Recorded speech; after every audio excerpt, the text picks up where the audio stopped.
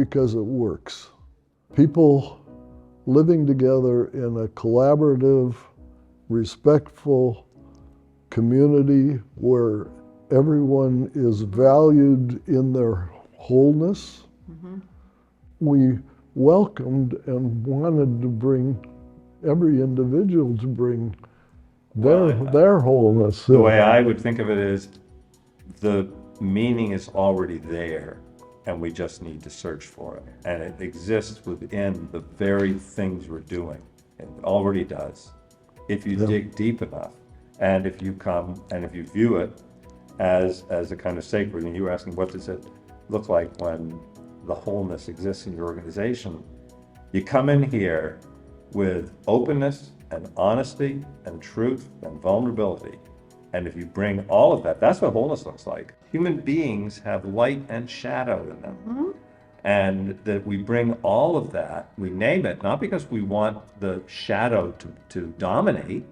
We certainly don't want the shadows to dominate. Right. But we want in fact the light to shine. And to do that, we have to then name the shadows. And we need to come with, as you would say, Bob, humility. Humility is partly about recognizing that you've got some really deep weaknesses in yourself that somebody else is going to complement. So wholeness also looks like learning how to think as a collective body. You know, that's what you keep saying. Yes. Everybody matters. It's one body and everybody matters. And so wholeness looks like, for all the things we're doing together, for all the love that we have within our company, and sometimes the pain that we have within our company, we have to wake up every day and go out and, drive the, to use the metaphor of a team or whatever, hockey on it, you have to get the thing in the goal.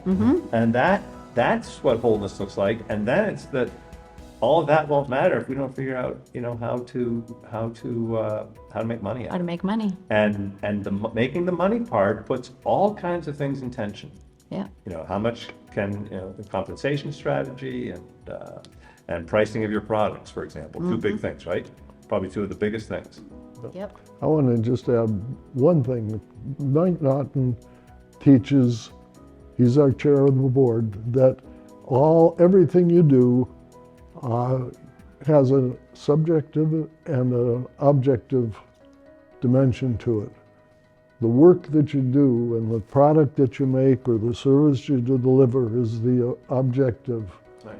The subjective is that doing the work, the process of doing that work and how you do it and how you do it together is changing you for better or worse.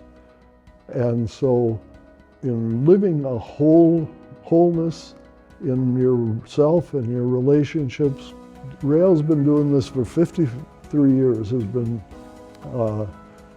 I'm 90 years old now, and I am living with the person that I became as a result of what I did.